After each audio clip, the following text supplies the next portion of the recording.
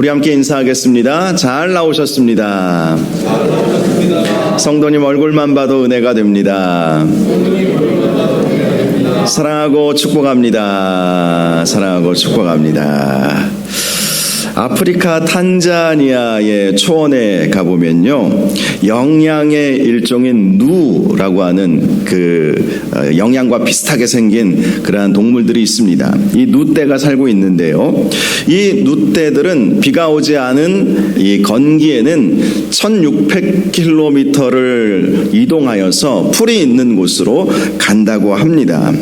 그래서 아프리카를 여행하는 사람들이 그 광경을 종종 목격을 하는데, 수만 마리의 누떼들이 이 흙먼지를 일으키면서 또 뛰어가니까, 또 걷거나 뛰어가니까 막 소리가 엄청나지 않겠습니까? 그 굉음 소리를 보면서 장관이라고 극찬할 수밖에 없다고 합니다. 그런데 이 누떼들의 이동을 지켜본 어느 동물학자가 있었는데요, 그들의 1600km의 이동 과정을 보면서 안타까운 일을 발견을 했습니다. 그것은 누떼가 매번 지름길을 놔두고 멀리 돌아가는 동안에 많은 누들이 그 과정에서 죽어간다는 것이었습니다.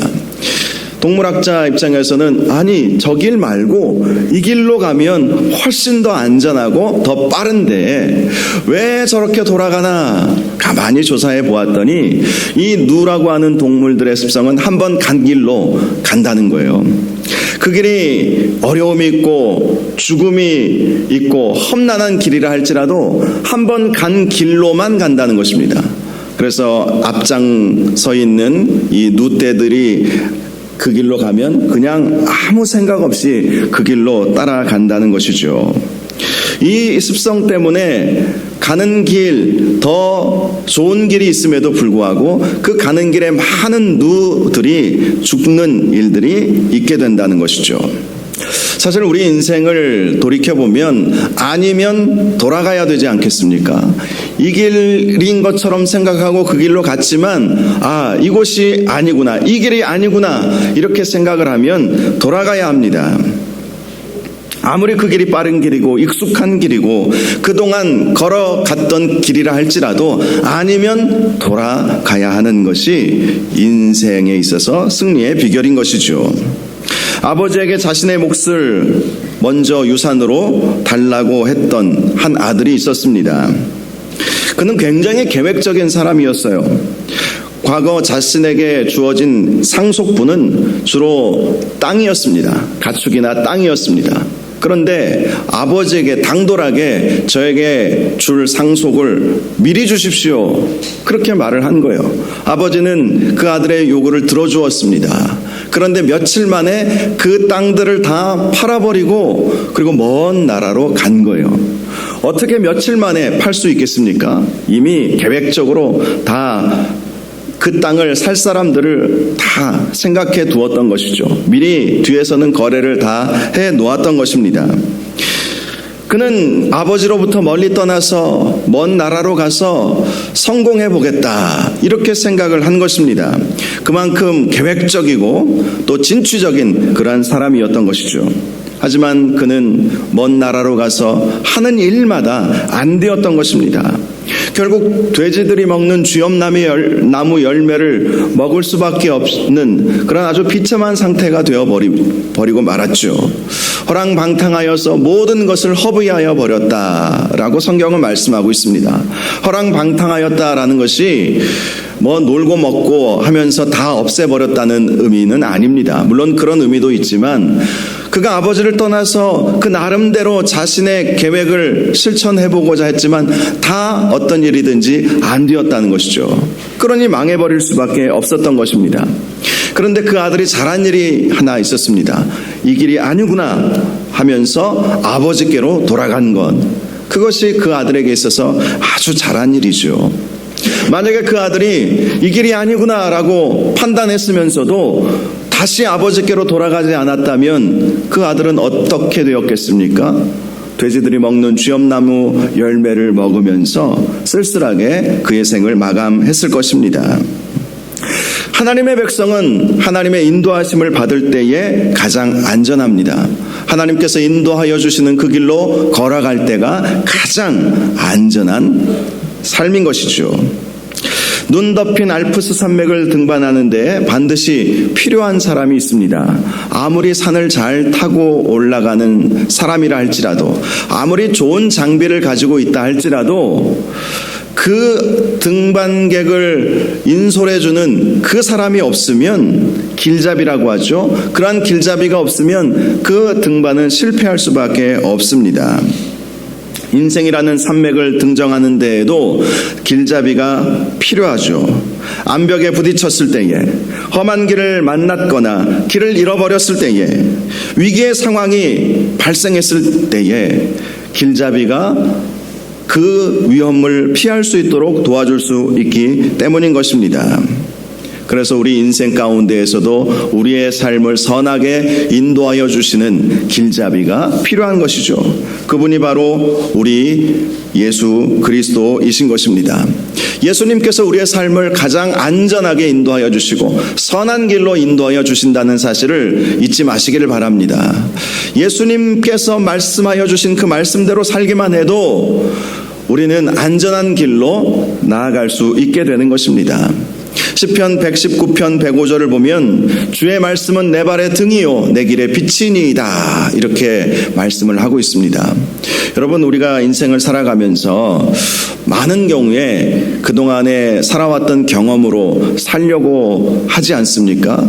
내가 이렇게 살아왔더니 잘 되었더라 하면 그 길로 갈 것이고, 이렇게 살아왔더니 잘 안 되는 것 같았다고 생각이 들면 다른 길로 가겠죠. 항상 우리 인생은 우리의 경험과 우리의 생각, 우리의 지식을 따라서 살아가는 경향이 있습니다. 그런데 그 길이 안전하다고 누가 보장할 수 있겠습니까? 그 길이 평안하다고 누가 보장할 수 있겠습니까?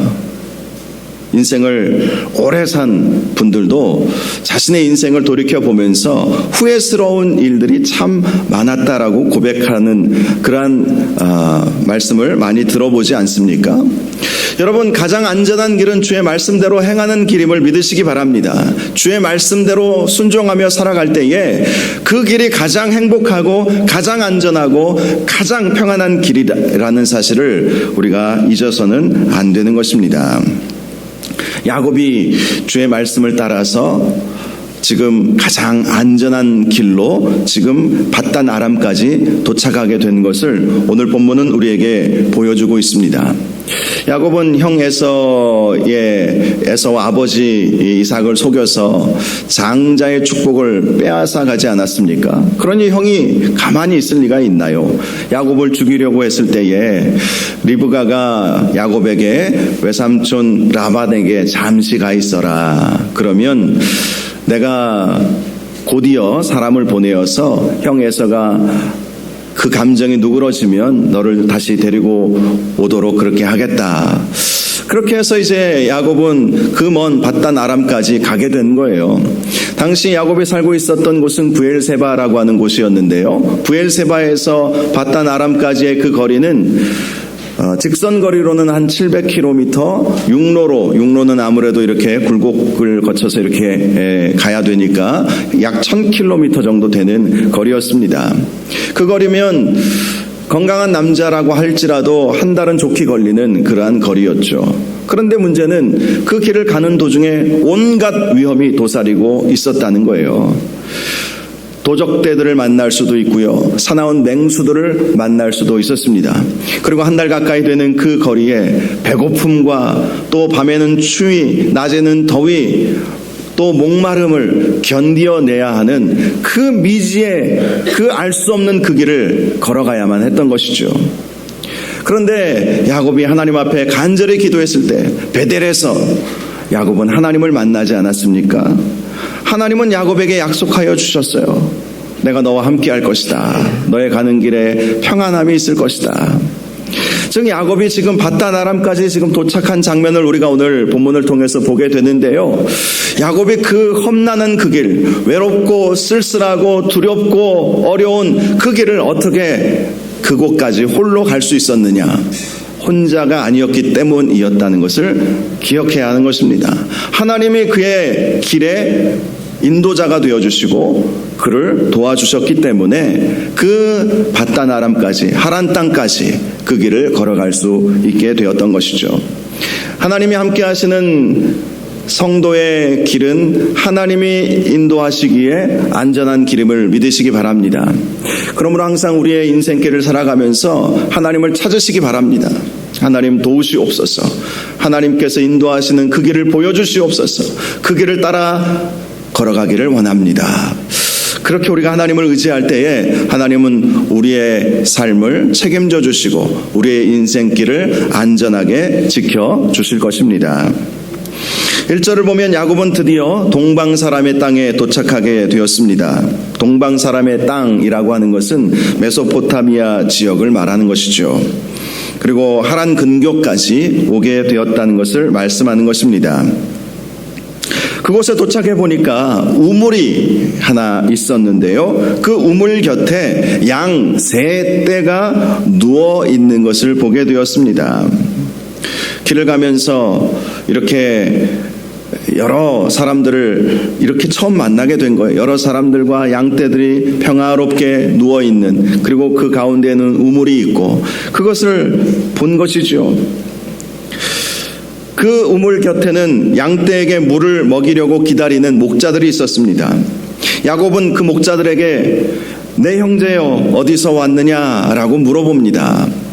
처음 보는 사람들에게 내 형제여 이렇게 물어보았다는 것이죠.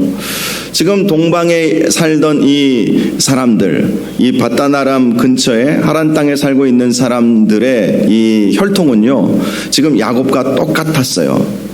왜 그런지 아십니까?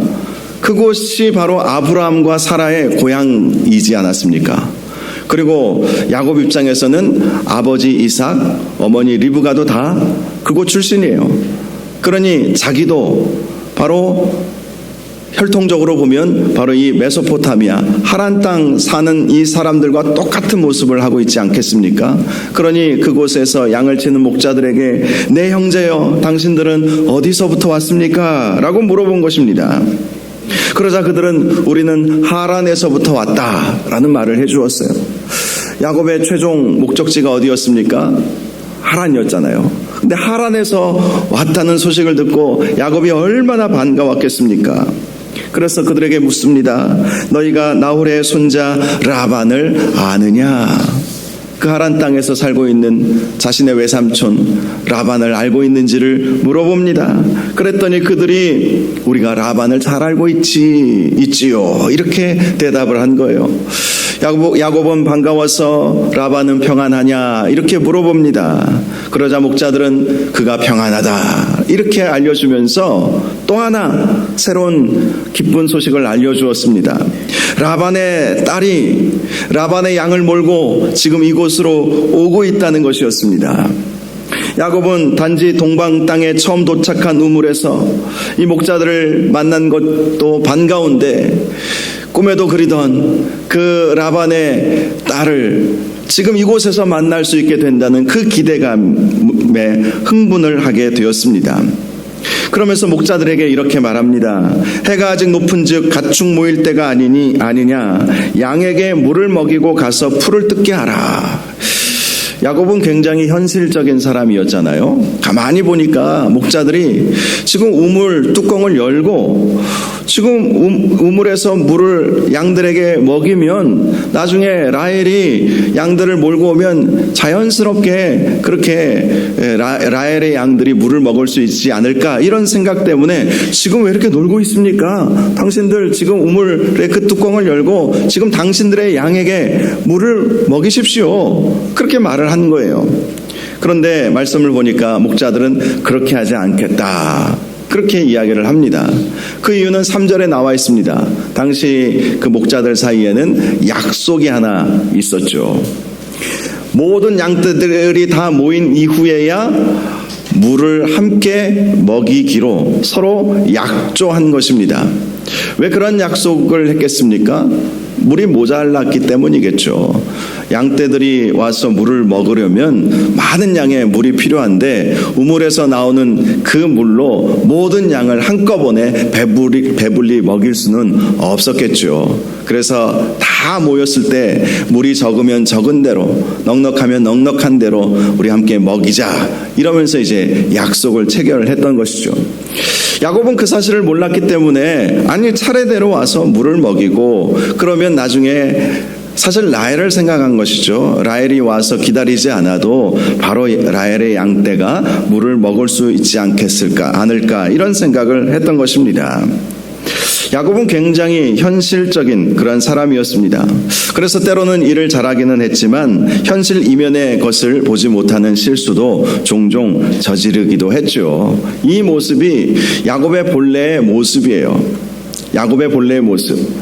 그 배후, 그 이면의 모습은 거기까지는 생각하지 못했던, 어찌 보면 스스로는 지혜롭다고 하지만 진정한 지혜는 없는 사람. 만약에 이 야곱이 정말 지혜로웠다면 아버지를 속이고 형을 속여서 장자의 그 복을 자기가 빼앗아 가려는 생각을 못했을 거예요. 그냥 내 눈앞의 현실만 보는 사람이었던 것이죠. 어찌 보면 하나님은 야곱의 인생 가운데 네 눈앞에 있는 현실만 보지 말고 좀 멀리 봐라 라고 하는 그러한 교훈들을 주시고자 이러한 과정들을 거치게 한 것이라고 그런 생각도 듭니다. 우리도 종종 내 눈앞의 현실만 볼 때가 있어요. 당장 내 눈앞의 현실을 보면 이것이 유익한 것 같고 이것이 더 좋은 것 같은 생각이 들 때가 있습니다. 그런데 인생은 더 넓게 보아야 합니다. 더 멀리 보아야 합니다. 또 위에서 아래를 내려다보는 것처럼 그렇게 살아야 할 때도 있습니다. 그래서 어떤 분은 믿음을 천국에서 이 세상을 내려다보는 것이 믿음이다, 이렇게 정의하기도 했어요. 우리가 천국에 올라가서 지금 우리의 인생을 돌이켜보면 우리가 지금 아둥바둥하고 힘들어 미치겠고 불안한 그런 모습 다 보지 않겠습니까? 그런데 천국에 올라가서 지금 나의 모습을 본다면 어떤 생각이 들겠습니까?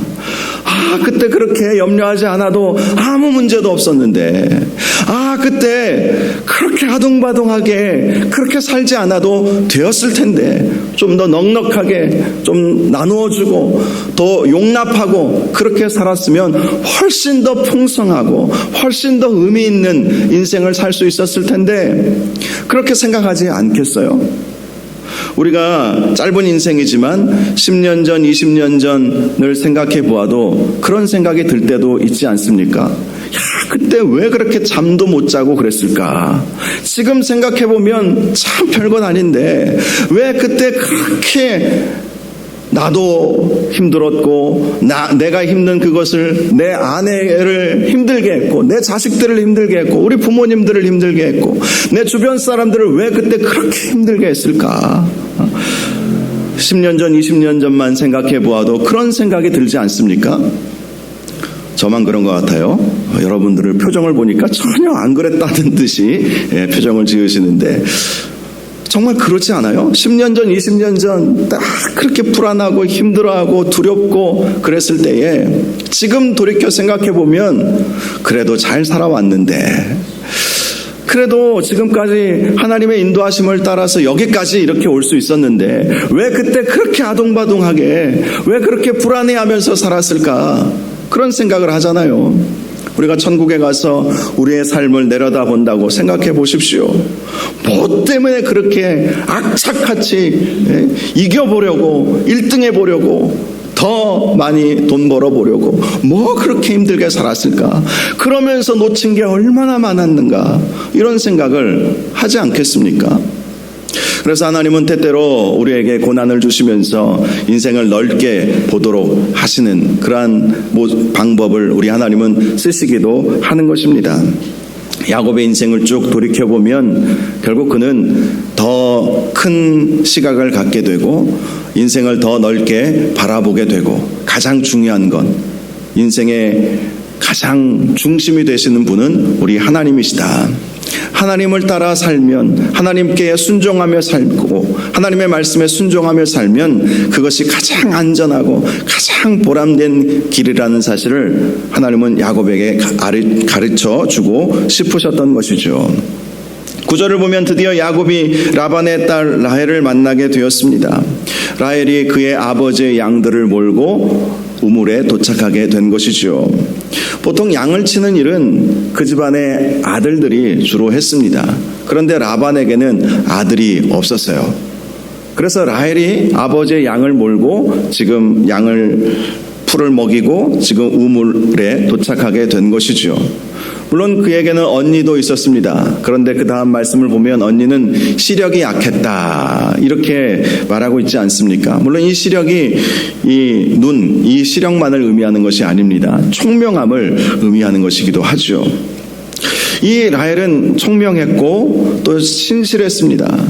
아버지의 양떼를 아버지에게는 아들이 없으니까 어찌 보면 양을 치고 양을 이끌고 온다는 것이 쉬운 일은 아니었지만 그만큼 신실한 여인이었기에 아버지의 양을 치고 지금 우물로 지금 데리고 오게 된 것이죠. 야곱은 라헬을 보자마자 그 라헬이 데리고 온 양들에게 이 물을 먹이죠. 우물을 덮고 있던 그 돌을 옮기고 그리고 라헬의 양들에게 물을 먹인 이후에 라헬에게 입맞추고 그리고 엉엉 울게 되었습니다. 너무 반가워서 울었던 것이죠. 당시 야곱의 그 눈물은 여러 가지 감정이 뒤섞인 눈물이었을 것입니다. 한 달 이상 집을 떠나 그 먼 거리를 홀로 걸어와서 외삼촌 라반의 딸을 만나게 되었으니 기쁨의 눈물을 흘린 것입니다. 또 미지의 땅에 하나님의 은혜로 무사히 도착했으니 감사의 눈물을 흘린 것이죠. 그리고 이곳까지 오기는 했지만 브엘세바에 남아있는 사랑하는 부모님이 그리워서 그리움의 눈물을 흘렸던 것입니다. 더 나아가 앞으로 이곳에서 어떻게 살아야 할지 모르는 불안의 눈물이기도 했습니다. 라헬은 야곱을 만난 이후에 곧바로 아버지에게로 달려갔습니다. 그리고 자기가 야곱을 만난 일에 대해서 알려주었죠. 라반은 라헬에게 야곱이 왔다는 소식을 듣고 또 야곱이 있는 곳으로 달려갔습니다. 그리고 그를 영접하고 그를 안고 입맞추고 자기 집으로 인도하여 주었죠. 성경의 연대를 계산해 보면 라반이 자기 여동생 리브가를 시집 보낸 이후에 97년 만에 조카를 만난 거예요. 시간이 짧은 기간이 아니었습니다. 97년 만에 조카를 만났으니 마치 자기 여동생 만난 것처럼 너무나도 반가웠던 것입니다. 그러니 얼마나 기뻤겠습니까? 라반은 야곱을 통해서 그동안의 일을 자세히 듣게 되었습니다. 라반이 들은 이야기는 현재 리브가와 이삭의 근황에 대한 이야기, 또 이 야곱과 쌍둥이 형 에서의 이야기, 그리고 자기가 형의 장자의 명분을 빼앗았다가 죽을 위기에 처해져서 이곳까지 오게 되었다는 그러한 모든 이야기를 해주었던 것입니다. 라반은 모든 이야기를 듣고 너는 참으로 내 혈육이로다 하면서 그를 반겨주었습니다. 그리고 그를 한 달간 집에 머물게 해주었습니다. 성경에서 한 달을 특별히 언급하는 이유는 그를 한 가족으로 인정해 주었다는 그러한 의미입니다. 당시 유목사회에서는 하루 이틀 일주일 정도까지는 이렇게 집에 머무를 수 있도록 배려해 주기는 했지만 한 달간 머무르게 했다는 것은 그를 남이 아니라 내 식구, 내 가족으로 인정해 주었다는 것을 의미하는 것이죠. 한 달 만에 라반은 야곱에게 이런 제안을 합니다. 15절을 보면 네가 비록 내 생질이나 어찌 그저 내 일을 하겠느냐, 내 품삯을 어떻게 할지 내게 말하라.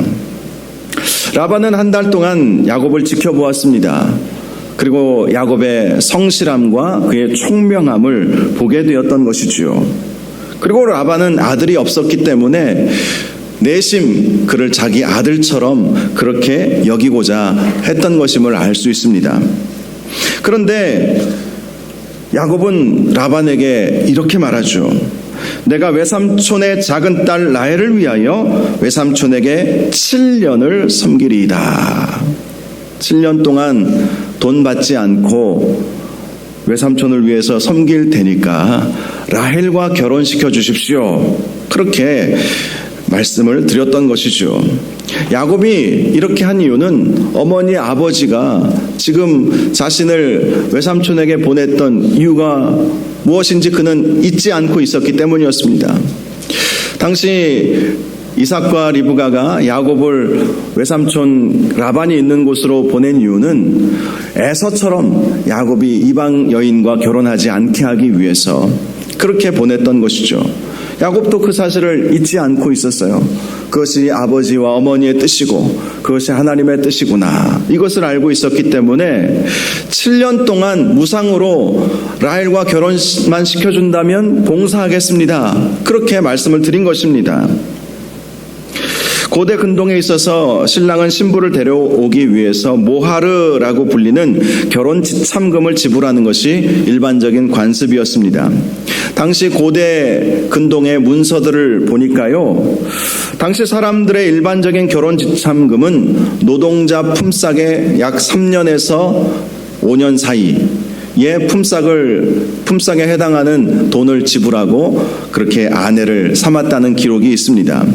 즉 야곱이 라헬을 위해서 7년을 봉사하겠다라고 한 것은 당시 관습에 의하면 2배 이상의 봉사를 하겠다는 그러한 의미였던 것이죠.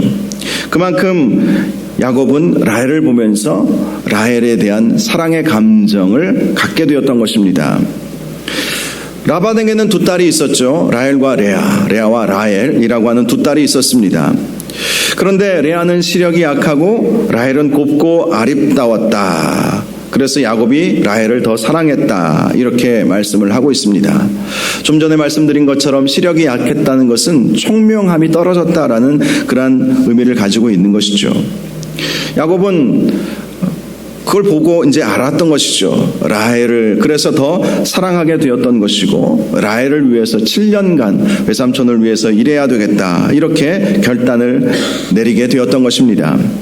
라반은 야곱에게 말합니다. 그를 내게 주는 것이 타인에게 주는 것보다 나으니 나와 함께 있으라 라고 허락을 해 주었고, 또 20절을 보면 야곱이 라헬을 위하여 7년 동안 라반을 섬겼으나 그를 사랑하는 까닭에 7년을 며칠같이 여겼더라. 너무나도 라헬을 사랑했기에 7년이 금방 지나가 버린 것입니다. 이런 말이 있죠. 서울에서 부산까지 가장 빨리 가는 방법이 무엇인가? KTX냐 비행기냐? 아니라는 거예요. 사랑하는 사람과 함께 가면 가장 빨리 가는 것이다. 이런 말이 있습니다. 야곱이 라헬을 사랑했기에 7년간의 그 긴 시간을 며칠같이 여길 정도로 그렇게 빨리 지나가게 되었던 것입니다. 오늘 본문은 야곱이 하란 땅까지 가는 길에 하나님께서 함께해 주셨음을 말씀해 주고 있습니다. 하나님은 약속에 신실하신 하나님이시죠. 야곱이 베델에서 외로움과 두려움에 빠졌을 때에 하나님은 그에게 말씀하여 주셨습니다. 내가 너와 함께할 것이다.